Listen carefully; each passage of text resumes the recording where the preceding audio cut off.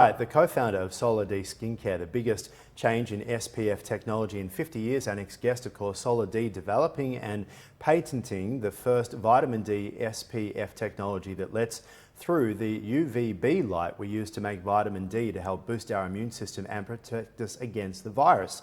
To discuss this, we're joined by the CEO, co-founder of Solar D Skincare, Matthew Collett. Matthew, thanks so much for joining us. No problem. Thank you for having me. Yeah, absolutely. It's a really good point, isn't it? Because a lot of people were told the best product that you can use for beauty, and those of us in the television industry who have to worry about these things, is to wear suntan lotion every day. But the one thing we're worried about is still letting in some vitamin D, which is also equally as important. Yeah, well, that's right. I mean, believe it or not, in Australia, the records show that anywhere between 30 and 35% of us are vitamin D deficient. And we live in the sunny country. That's just us in India Melbourne, right? is, yeah, well, more so. That's right. And also, I mean, there's so much depending on the colour of your skin, your health, your age. There's a fair bit to do with it. But UVB light is what we use to make vitamin D. And that only really hits our skin in the hotter months, between 10 a.m. and 3 p.m., exactly the same time we're educated to stay out of the sun. So that's sort of the great dilemma. UVA light is a different light which goes deeper into the skin.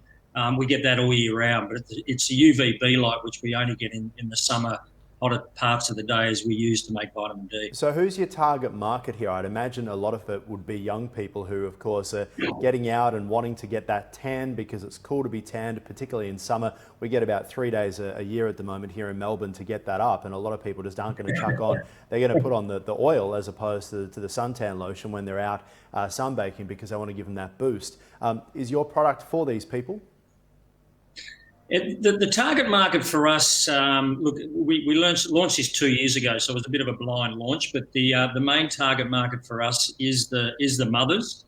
What we've learned is mums want the best for their family and their kids and themselves, obviously. So what we're finding is if they're buying milk or they're buying meat, they want the best value for their own for their own family. So we're very much finding the mothers are the leaders. The young still probably taking more risks than others and probably not wearing sunscreen more so than the elderly.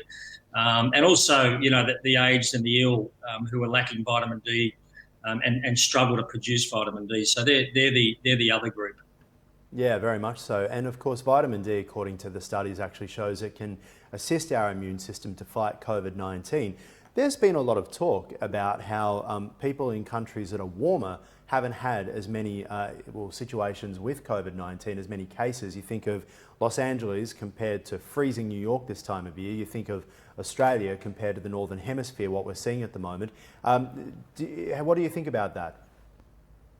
Look, there is a lot of research and study going across, anything related to COVID-19, as you can imagine. So there's what we do know about vitamin D is it strengthens your immune system. So in summer, obviously, we get it naturally from sunlight.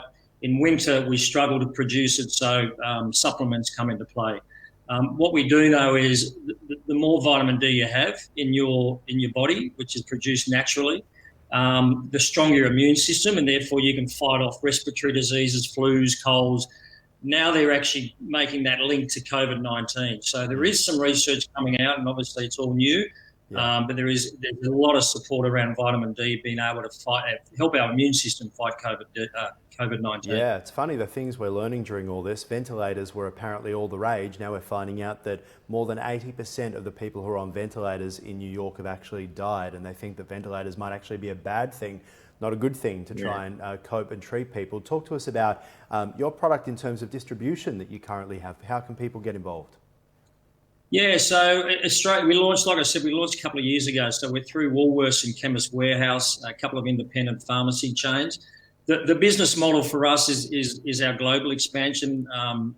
Asia in particular, Asians probably the most vitamin D people on the planet, vitamin D deficient people on the planet. India's up to 90%, believe it or not. So again, back to what I was saying before, the darker your skin, the less vitamin D produced.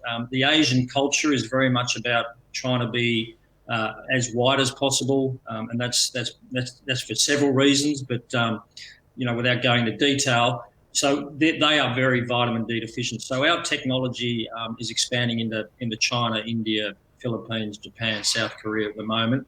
It's all unfortunately being put on hold at the moment due to the COVID-19 pandemic, but that should come back on afoot shortly.